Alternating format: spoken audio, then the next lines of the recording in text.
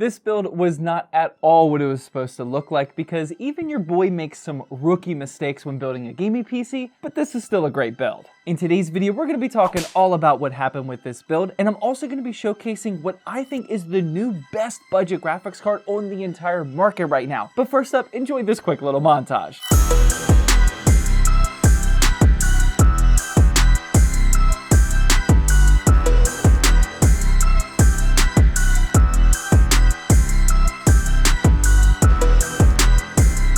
We gotta start with my favorite part of this build here, also the culprit of where the main issue took place, but this CPU and Mobo combo is a beast in terms of price to performance. The CPU is the Intel i5-10400F, which as you know is still a very capable 6-core and 12-threaded chip, and it can hang with some seriously powerful graphics cards. I paid $90 for this used on eBay, which is a decent deal, but nothing to write home about. What you should be writing home about though is this motherboard, and here we have the MSI Z490-A Pro, and this was on an absolutely bananas $50 sale over on Woot, and this is the main part that I crafted this entire PC around. Or that's at least what I tried to do. I failed miserably at that part, but more on that later. Once again, we have to give a proper shout out to Nemes and our ZTT Discord server, because when he sent me this DM for the motherboard deal, I instantly had to buy 2 of them, and I probably should have bought more, to be honest. For 50 bucks, you just aren't gonna find any Z490 motherboard like this, and I'm not exactly sure why Woot was selling them for so cheap. They work perfectly fine, but hey, finding good deals like this is definitely the style here at ZTT. And speaking of things working perfectly fine, even though they're priced as a crazy good deal, today's video sponsor is GVG Mall, and this is how you can save even more money on your build. GVG Mall is actually running a huge April/Easter sale this year, and this is the cheat code for activating Windows 10, 11, Office products, or even game keys at really affordable prices. I'll have links to everything you need down in the description, but if you use my code ZTT18, you'll save up to 25% off, and you'll get those keys at a really low price. Your key arrives pretty much instantly, and then to activate Windows, all you have to do is click Start, type in Activation, change your product key, and then boom, Windows 10 or 11 is now activated. It's 2023, so you definitely shouldn't be rocking that nasty unactivated Windows watermark on your desktop, so take advantage of the GVG Mall Easter Super Sale by clicking that first link down in the description and using code ZTT18 to save 25% off. But going back to our build here, with that crazy motherboard price, we're now looking at a CPU Mobo combo price of just $140, and we're off to a fantastic start. Next up, we have the RAM, and here I went with the Kingston Fury Beast RGB 2x8GB kit that's clocked at 3200 megahertz, and honestly this isn't a super deal anymore because the price of DDR4 continues to go down, but I've been finding lately that this Fury Beast kit lives up to its name, and it's actually a beast, ironically enough. The price is very competitive alone, but I'm actually a huge fan of the overall design and layout of these sticks, and I think this looks super clean. If you want to save even more money on a build like this, you definitely could go with their non-RGB versions instead. Those look super clean as well, but I think the RGB here is needed with the aesthetic design of our build. And speaking of aesthetic design, for our CPU cooler, here we're using the Deepcool AG400BK ARGB, and this has been a consistent staple for me over the last month or two. Other than when I last checked a couple of days ago, these have been readily in stock and available for less than 30 bucks, and for an all blacked out cooler with an ARGB fan pre-installed, this is some great value. It'll also have no problems cooling the 10400F, as we'll see in the upcoming benchmarking section here soon. And for the last part that's plugged into the motherboard, we have the SSD, and here I just went with another Team MP33 512GB NVMe drive. Per usual, you can use any of the other budget NVMe drives that I keep recommending, such as the Crucial P3 and Patriot P310. Just get whichever one you find a good deal on. And speaking of good deals, for the power supply, we have yet another Thermaltake BM2, but today I had to upgrade to the 650 watt version just to give us enough headroom for our graphics card choice, which we'll talk about soon. The BM2 is literally one of the only readily available budget but decent power supplies lately, and if you've been consistently using a different model, I'd love to hear about it down in the comment section. If the BM2 goes away anytime soon for the 550 or 650 watt versions, I feel like a lot of us are going to be screwed because it's been, again, the only readily available tier C budget unit that's been pretty good. There's been virtually no competition. And yeah, the reason why I wanted 650 watts for a build today is because of this graphics card, and here I'll unveil what I think is literally the best budget graphics card here in early 2023. Ladies and gentlemen, the RX 5700 XT. Now this one specifically is the MSI Mech version, which is is even better because I'm always a fan of this lineup, at least in terms of aesthetics, and I actually paid just $155 for this on eBay. It was listed at 120 bucks, but with $35 shipping, but even still, it was a heck of a deal, and I'm actually going to feature this card soon in an upcoming best GPU under $200 video, so make sure you're subscribed for that. The reason why the 5700 XT is so good right now is because it performs pretty much identically to the RX 6600 XT, and we already know that that card is a beast in terms of price to performance. Us informed PC flippers already know that that 6600 XT is one of the most slept on and underrated GPUs of the past couple of years because it trumps the RTX 3060 for a fraction of the price. But now with the used marketplace, the 5700 XT trumps the price of the 6600 XT, so we're essentially getting a $150 graphics card that competes with an RTX 3060. Now, I don't want to completely oversell this card. Remember that we are dealing with a used GPU that came out 4 years ago now, but the price to performance is the killer factor here. The 5700 XT performs better than the 3060 in a lot of different titles in 1080p, but you'll obviously get way better ray tracing support and all those NVIDIA features with the 3060. However, purely based on FPS per dollar, the RX 5700 XT is one of the best GPUs on the market right now. For the rest of this build though, things didn't go to plan, like at all, and I'll admit I made a big time rookie mistake. They're a bunch of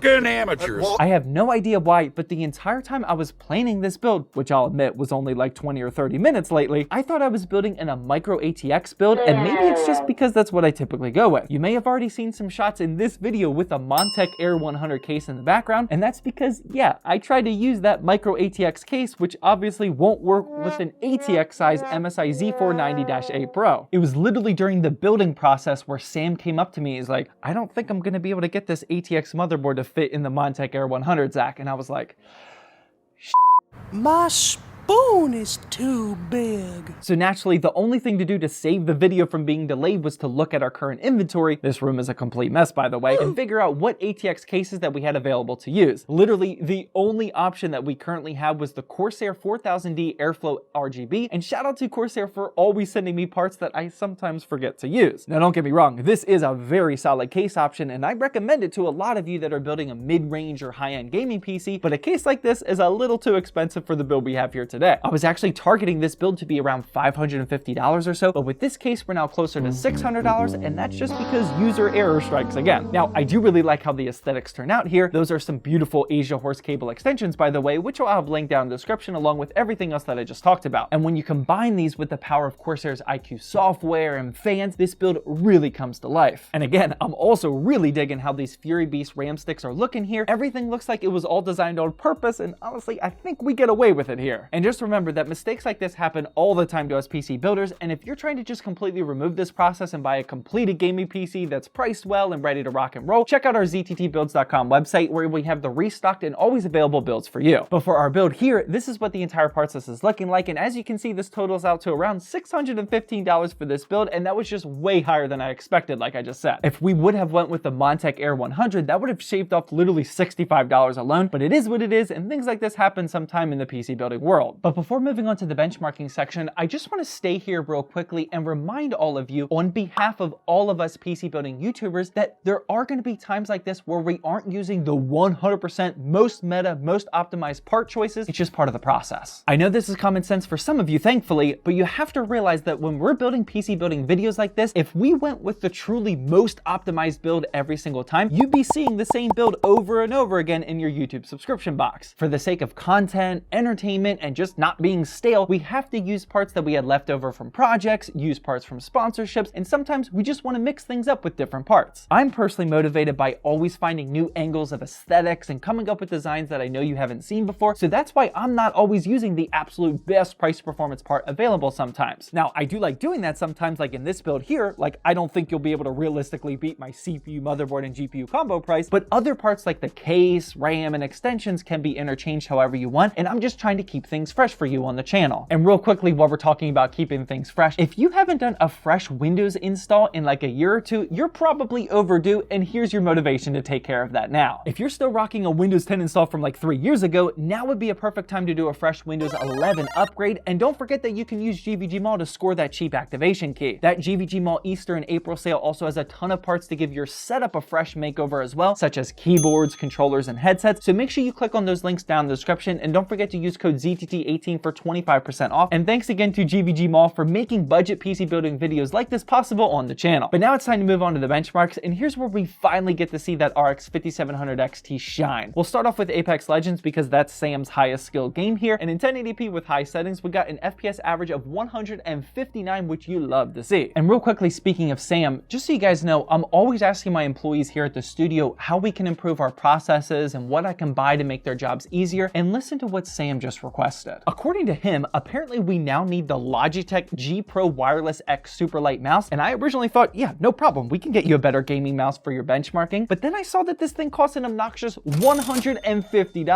$150 just to benchmark games and record a couple of headshot clips? He's a professional gamer now. I literally pay him to play video games, and now I sponsor his peripherals as well. Honestly, I'm kind of jealous. But yeah, either way, just know that from now on, you'll be seeing, or at least better be seeing, some super tactical, ultra quick, no scope 360 snipes in our benchmarking runs from now on, courtesy of Sam and his new mouse. Anyway, moving on here, we get to Fortnite, and here we're using 1080p with pro settings, and we got a stupid high FPS average of 274. Definitely no match for our 10400F and RX 5700 XT combo. And that Fortnite clip better have been like a 360 no scope headshot. If I don't get a return on this investment, I'm gonna be pretty upset.